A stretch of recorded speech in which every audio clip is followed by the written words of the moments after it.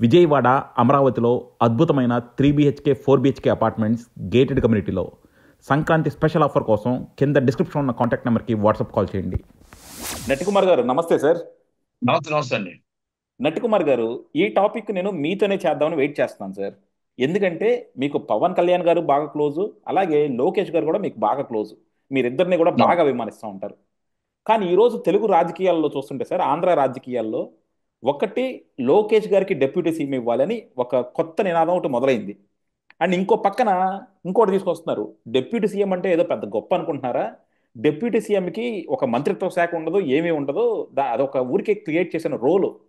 ఇదే చెప్తున్నారు. అంటే డిప్యూటీ సీఎం దానికి ఉన్న ఇంపార్టెన్స్ తగ్గించడానికి కూడా ఒకళ్ళు దాని మీద విరివిగా ప్రచారం చేస్తున్నారు. ఒకటి ఎస్. ఏంటంటే, ఉన్న డిప్యూటీ సీఎం పవన్ కళ్యాణ్ గారిని తగ్గించడానికి కావచ్చు, లేదంటే డిప్యూటీ సీఎం అంత పవర్ఫుల్ కాదని చెప్పడానికి కావచ్చు, ఒక వర్గం శత విధాల ప్రయత్నం చేస్తుంది. సో ఇది చూస్తుంటే ఇది ఎక్కడో అంటే పవన్ కళ్యాణ్ గారి మీద అక్కసుతో ఒకళ్ళు చేస్తూ ఉండొచ్చు, లేదంటే లోకేష్ గారికి ఇంకా తగినంత గౌరవం రాలేదు, ఆయనకు కూడా గౌరవం కల్పించాలని చేస్తూ ఉండొచ్చు. డెఫినెట్ గా దీని వెనకాల అయితే ఏదో వ్యూహం ఉందని అయితే అర్థమవుతుంది సార్. మీరు ఎలా చూస్తారు దీన్ని? ఒకటి ఏం లేదండి, వ్యూహం ఏంటంటే ఆయన ఇప్పుడు రెండు విషయాలు మనం అనుకోవచ్చు. పవన్ కళ్యాణ్ గారికి వచ్చిన పేరు లోకేష్ గారికి రావట్లేదు. ఉమ్, పవన్ కళ్యాణ్ గారికి వచ్చిన ఫాలోయింగ్ లోకేష్ గారికి రావట్లేదు. రాదండి. ఎందుకు ఉమ్, రాదంటే ఇస్ ద పవన్ కళ్యాణ్ గారి స్టార్. ఉమ్, పవన్ కళ్యాణ్ గారు డిప్యూటీ సీఎం అవ్వచ్చు, కానీ ఆయనకి పదవిలో ఆయన చెప్పినవన్నీ జరగట్లేదు. మీరు అది కూడా చూడండి. ఆ, ఇప్పుడు ఆయన చేతిలో ఉండుంటే ఈ పాటికి చాలా మందిని మాట్లాడిన వాళ్ళందరినీ ట్రాన్స్ఫర్ చేసేవాడు, లేకపోతే ఇంకొకటి చేసేవాడు. ఉమ్, ఏది చెప్పినా మళ్ళీ సీఎం గారికి చెప్పాలి. ఉమ్, ఆయనకున్న పంచాయతీ శాఖ తప్ప, అటవీ శాఖ తప్ప, ఆయన సైన్స్ అండ్ టెక్నాలజీ తప్ప ఏ దాంట్లో కూడా ఆయన ఏది చెప్పాలన్నా సీఎం గారికి రికమెండెడే. ఉమ్, కాకపోతే ఏంటంటే ఆయన జనాల్లోకి వెళ్తూ మరి ఇప్పుడు బియ్యం, రేషన్ బియ్యం అవ్వచ్చు, లేకపోతే గంధపు చెక్కల కోసం అవ్వచ్చు, మన అటవీ శాఖ కోసం అవ్వచ్చు, పంచాయతీ రాజ్ కోసం అవ్వచ్చు, ఏదైనా జనాల్లో సనాతన ధర్మం అవ్వచ్చు, తిరుపతి కొండ మీద జరిగిన అన్యాయం అవ్వచ్చు, మేబీ ఆయన ప్రశ్నిస్తూ వస్తున్నాడు కాబట్టి దాని మీద ఆయనకి ఎక్కువగా పేరు వస్తుంది. ఓకే, ఇక్కడ మీరు అన్నట్టు డిప్యూటీ సీఎం అంటే సీఎం గారి దగ్గర డిప్యూటీ సీఎం అన్నా మంత్రి పదవి అన్నా ఒకటేనండి. ఉమ్. మంత్రి పదవికి డిప్యూటీ సీఎం కి తేడా ఏమీ లేదు. Is the powers of the final is the chief minister of Andhra Pradesh. ఏది లోకేష్ గారి దగ్గరికి వెళ్తే ఆయనకి విద్యాశాఖ మంత్రి, ఐటీ శాఖ, కమ్యూనికేషన్ శాఖ మంత్రి, ఇస్ చీఫ్ మినిస్టర్ గారు ఇస్ అబ్బాయి. మొత్తం టోటల్ గా అందరూ మొత్తం అందరూ కూడా ఆఫీసర్స్ అందరూ కూడా డిక్టేట్ చేయడానికి ఆయన దగ్గర రైట్ ఉంది. ఆయన చేస్తున్నాడు కూడా. ఆయన చేస్తున్నాడు. కాకపోతే ఏంటంటే ఆయన లైమ్ లైట్ లోకి రాలేకపోతున్నాడు అంటే సోషల్ మీడియా యాక్టివ్ లేదు. ఆయన social media, Janasena social media active ఉంది. ఇక్కడ మనం ఒప్పుకోక తప్పదు. ఇక్కడ ఎందుకంటే సోషల్ మీడియా యాక్టివ్ లేదు అంటే ఇప్పుడు ఎంతసేపు జగన్మోహన్ రెడ్డి గారిని వాళ్ళు ఎత్తుకుంటూ వస్తున్నారు. జగన్మోహన్ రెడ్డి గారు గతం చేసిన తప్పుల్ని వాళ్ళు మళ్ళా దాన్ని ఎత్తుతూ వస్తూ సోషల్ మీడియా అంతా కూడా వాళ్ళు అదేమంటారంటే ఆ వాళ్ళ మీద ప్రోగ్రామింగ్ చేస్తూ వస్తున్నప్పుడు అది అంతగా మనకు పనికిరా. మనం చేసే కార్యక్రమాలు ముందుకెళ్ళట్లే. మనం చేసే మంచి కార్యక్రమాలు చెప్పలేకపోతున్నాం సోషల్ మీడియాలో. మనం మనం ధ్యాస అంతా మన లైమ్ లైట్ అంతా జగన్మోహన్ రెడ్డి గారు ఏం చేశారు, గతంలో ఏం చేశారని చెప్పుకుంటూ వెళ్ళిపోతున్నాం సోషల్ మీడియాలో తప్ప, మనం అదే సోషల్ మీడియాలో ఈ రోజు ప్రజా దర్బార్ పెట్టారు, ఈ రోజు కొంతమంది 100 మందికి రోగులకి ఆయన ఆపరేషన్కి డబ్బులు ఇచ్చాడు, ఈ రోజు ప్రజా దర్బార్లో ఐటీ కమ్యూనికేషన్ శాఖ మంత్రిగా ఒక 50,000 మందికి ఉద్యోగాలు ఇచ్చాడు, ఒక పలానా విద్యాశాఖ మంత్రిగా పలానా వాళ్ళకి ఉచిత విద్య చేయించాడు, గల్ఫ్ నుంచి తీసుకొచ్చాడు, లేకపోతే ఎంతో మందికి విద్యాదానం చేశాడు, లేకపోతే ఎంతో మందికి సేవ చేశాడు. ఇవన్నీ కూడా ఆయన చేసే కార్యక్రమాలు సోషల్ మీడియా రావట్లేదు అని మాత్రం నేను చెప్పగలుగుతాను. Yeah. ఆయన చేస్తున్న కార్యక్రమాలు ప్రజా దర్బార్ ఉంది. ప్రజా దర్బార్లో ఏది ఉంది, ఏది అవ్వలేదు, ఏది అయ్యింది. మీకు ప్రజా దర్బార్ అంటే ఏంటో తెలుసా అండి? మీకు అక్కడ స్పందన కార్యక్రమంలో న్యాయం జరగకపోతే ప్రజా దర్బార్కు వచ్చి 1000 రూపాయలు టికెట్ పెట్టుకొని మీ దగ్గరకు వచ్చి చలిలో దగ్గరుండి ఉదయం 6 గంటలకు లెగిసి మీరు అందరూ కలిపి వస్తే, మీరు 9 గంటలకు 8:30కు వస్తే చలితో ఉండి ఆకలితో ఉండి మీ దగ్గర ప్రజా దర్బార్లో మీ దగ్గర ఉండి మా బాధను చెప్పుకొని, మా కష్టాన్ని చెప్పుకొని మాకు న్యాయం చేయండి అయ్యా అనేది మీ దగ్గరికి వస్తారు. దాన్ని న్యాయం జరిగిందనుకోండి మీ దగ్గర ఓకే. న్యాయం జరగకపోతే ప్రజలు ఏమంటారు? అది న్యాయం జరగట్లేదు అనేది ఇంత దూరం వచ్చి కాపలా కాసినా కూడా రానివ్వట్లేదు, వచ్చినా న్యాయం జరగట్లేదు, ఆఫీసర్లు కరెక్ట్గా చేయట్లేదు అని అభియోగం కూడా ఉంది. ఇది లోకేష్ గారు గుర్తించాల, ఇది లోకేష్ గారు గుర్తించాల. అలాగే ఇప్పుడు తప్పు చేస్తున్న ఆఫీసర్లకే మీరు పదవులు ఇచ్చారు. తప్పు చేస్తున్న ఆఫీసర్లకే గతంలో, గత వైసీపీ పాలనలో ఉన్న వాళ్ళే మీకు దీంట్లో ఉన్నారు. వీళ్ళంతా తప్పులు చేస్తూనే వస్తున్నారు. వాళ్ళందరినీ మీరు రెక్టిఫై చేయలేదు. ఇది మీరు డిప్యూటీ సీఎం ఇచ్చినా, మీకు ఆల్రెడీ పవర్ఫుల్ పోస్టులు రెండు ఉన్నాయి.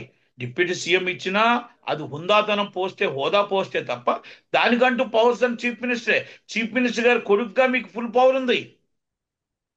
అంటే నేను ఎవరైతే దీని మీద అడుగుతున్నారో డిప్యూటీ సీఎం లోకేష్ గారికి ఇవ్వాలన్నదో, లోకేష్ గారికి డిప్యూటీ సీఎం అవ్వకపోయినా ఆయన equal to CM rank, equal to CM security, equal to CM గారి ఇంట్లోనే కదా బజా దర్బారు.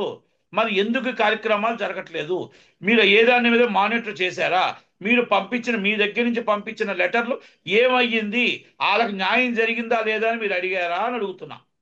వాళ్ళకి అన్యాయం జరిగిందా, న్యాయం జరిగిందా, ఆ లెటర్ని మీరు డిస్పోజల్ చేశారా లేదా అని అడిగారా అని అడుగుతున్నా. దీని మానిటరింగ్ మీ దగ్గర కరెక్ట్గా చేయలేనప్పుడు మీరు ఎన్ని ప్రజా దర్బార్లు పెట్టినా, ఎంత కార్యక్రమాలు చేసినా శూన్యమే. ఇది స్పందన పెట్టినా, మీరు ప్రజా దర్బార్ పెట్టినా దాని మీద మానిటరింగ్ ఉండాలి. వాళ్ళకి న్యాయం జరిగిందా లేదా? మీకు 1000 రూపాయలు ఖర్చు పెట్టుకొని మీ దగ్గరికి మీరు ఇచ్చే 4000 పెన్షన్లో 1000 రూపాయలు ఖర్చు పెట్టుకొని వచ్చిన మనిషికి మనకు అక్కడ న్యాయం జరిగిందా లేదా తెలియకపోతే బాధ అనిపించదా అని అడుగుతున్నా. ఇది లోకేష్ గారు తెలుసుకోగలగాలి. వాళ్ళ స్టాఫ్ అంతా కలిపి మొత్తం టోటల్గా మానిటరింగ్ చేసి, ఇవాళ మీ 1000 అప్లికేషన్స్ వచ్చాయి, ఇదిగోండి ఈ వీక్ మన అప్లికేషన్స్ అన్ని కూడా మానిటరింగ్ చేసాం, అన్ని డిస్పోజల్ అయ్యాయి, ఈ అమ్మాయికి ఈయన అన్యాయం వచ్చింది, ఆ అబ్బాయికి ఇది వచ్చిందని చెప్పి మనం చెప్పగలిగి మనం దాన్ని సోషల్ మీడియాలో పెట్టగలగాలి. మరి ఎందుకు సోషల్ మీడియా వీక్ ఉంది? ఎందుకు మీరు చేసే కార్యక్రమాలు సోషల్ మీడియాలో చెప్పలేకపోతున్నారు? ఎందుకు మీరు వచ్చిన మీ ప్రజా దర్బార్లో వచ్చింది ఏ న్యాయం చేశామో మీరు ఎందుకు చెప్పలేకపోతున్నారు? ఎందుకు మానిటరింగ్ చేయలేకపోతున్నారు? మీరు జాయింట్ కలెక్టర్ కూడా మీ మాట ఎందుకు వినట్లేదు? ఆఫీసర్స్ మీ మాట ఎందుకు వినట్లేదు? ఇవన్నీ కూడా నా మాటలు కాదండి, ఇది ప్రజలు మాట్లాడుతున్న ప్రతి ఒక్క మాట. అక్కడ ప్రజా దర్బార్కి వెళ్ళిన వాళ్ళ మాట. నేను కూడా ప్రజా దర్బార్లో ఒక వ్యక్తిగా, ఒక కార్యకర్తగా వెళ్ళాను. ఉదయం 6 గంటలకు వెళ్ళాను ప్రజా దర్బార్లో. నేను ఒక కాగితం ఇచ్చా, ఆ కాగితం కుప్పతొట్లో పడిపోయింది. ఇరిపోయిన తర్వాత నేను అడిగాను అనకాపల్లిలో, కాగితం ఏమైనా వచ్చిందంటే రాలేదన్నారు. నేను పవన్ కళ్యాణ్ గారు 3 రోజుల తర్వాత సీజ్ ద సిప్ అని చెప్పాడు. Same content, same complaint. నేను ఎప్పటి నుంచో పోరాడుతున్నా రేషన్ బియ్యం మీద. నేను చెప్పిన సేమ్ అడ్రస్లు, నేను చెప్పిన సేమ్ కంటెంట్ పవన్ కళ్యాణ్ గారి వెళ్తే హైలైట్ అయింది. అంటే నేను అది అనట్లే, అక్కడ అన్యాక్రాంతం అయిపోతుంది. పేద ప్రజల బియ్యం పంది కొక్కుల్లాగా తింటున్నారు. ఇది దాని మీద మనం యాక్షన్ ఎందుకు తీసుకోలేకపోయాం? మీ దగ్గరికి వచ్చి మీ కాపలా కాసి ప్రజా దర్బార్లో మీకు ఇచ్చిన కాగితం ఏమయ్యింది? మాకు న్యాయం ఏం జరిగింది అని అడుగుతున్నా. 6 గంటల లెగిసింది మా టైం వేస్ట్, మీ దగ్గర లైన్ కాసింది మా టైం వేస్ట్, మీ దగ్గర వచ్చింది మా టైం వేస్ట్. ఇది నాకే జరిగిన అన్యాయం చెప్తున్నాను మీకు. నేను వివిఐపిగా రాలే, అందరు మనుషులతో పాటు వచ్చి కూర్చొని మీ దగ్గర నేను ఇచ్చాను. అంటే ఇది మీ ఆఫీసర్స్ 100% మానిటరింగ్ చేయట్లేదు, మీ ఆఫీసర్స్ మనం ఇచ్చిన లెటర్లు పక్కన పడిపోతున్నాయి అనేది మీరు ఒక్కసారి రివ్యూ వెరిఫై చేసుకోండి. ఆఫీసర్స్ తప్పు జరుగుతుంది. మనం అలాంటప్పుడు ప్రజలకు మన పాలన ఏం అందించగలుగుతాం? ప్రజలకు ఏం న్యాయం చేయగలుగుతాం? దయచేసి పెద్ద మనసుతో ఒక్కసారి రివ్యూ చేసుకొని ఒక్కసారి అక్కడ ఉన్న వాళ్ళు ఎవరు, ఏం జరిగింది అనేది ఒక్కసారి రివ్యూ చేయండి. ఇది నేను కోపంతోనో లేకపోతే పార్టీ మీద ద్వేషంతోనో చెప్పట్లా. ఇది నేను ఎందుకంటే ఇది కూడా చెప్పకుండా మీ సూపర్ బాబు, మీరు చాలా గొప్ప బాబు అని చెప్తూ వెళ్తే నేను భజన చేసినట్టు అవుతుంది. ఎందుకంటే ఇది నేను చెప్తే మీరు రేపు రెక్టిఫై చేసుకొని మళ్ళా రేపు ఉదయం మంచి పాలన అందించగలుగుతారనే ఉద్దేశమే తప్ప నాకు ఏదో ఈ గవర్నమెంట్ మీదో లేకపోతే ఇంకో దాని మీద ద్వేషం లేదు. ప్రతిపక్షం లేదు కాబట్టి, ప్రతిపక్షంలో నేను కంపల్సరీ ఎత్తి చూపాల్సిన బాధ్యత ఉంది కాబట్టి నేను లోకేష్ గారికి ఇది నా విన్నపం. యా. అందుకే నేను ఏమంటానంటే, డిప్యూటీ సీఎం ఇచ్చిన, మీకు వచ్చిన హోదా ఉన్నా డిప్యూటీ సీఎం హోదానే తప్ప ఎట్టి పరిస్థితుల్లో మీకున్న పవర్కి మీరు గట్టిగా ఫైట్ చేసి మీ సోషల్ మీడియాలో మీరు చేసిన మంచి పనులు పెడితే 100% సూపర్ ఉంటుంది. ఇది లోకేష్ గారికి నా విన్నపం. Yeah. Thank you sir, thank you. డెఫినెట్గా ఇదేంటంటే ఒక విధంగా చూసుకుంటే లోకేష్ పవన్ కళ్యాణ్ మధ్య ఒక వార్ క్రియేట్ చేయాలని కూడా సోషల్ మీడియా చూస్తున్నట్టు ఉంది. ఎందుకంటే పవన్ కళ్యాణ్ గారికి డిప్యూటీ సీఎంగా ఉన్నారు, లోకేష్ గారేమో ఇంకా అంత కష్టపడి ఆ, తిరిగి ప్రభుత్వాన్ని పార్టీని అధికారంలోకి తెచ్చుకున్నా సరే ఆయనకు అంత గుర్తింపు రావట్లేదని లోకేష్ గారిని నమ్ముకున్న క్యాడర్ కూడా కొంచెం అసంతృప్తిలో ఉన్నట్టున్నారు. చూద్దాం ఇది ఎక్కడ దాకా వెళ్తుందో. సంతృప్తి ఉంది, ఉంది యా. మాత్రం వాస్తవే. కాకపోతే నేను అదే చెప్తున్నాను కదండి, ఆపేసేసి అక్కడ తప్పుదోవ పట్టిస్తున్నానని చెప్పాను కదా. అవునవును. ఆ, అంటే నాకు జరిగిన అన్యాయమే మీకు చెప్పాను. అదేలే sir. Yeah. Thank you sir, thank you sir.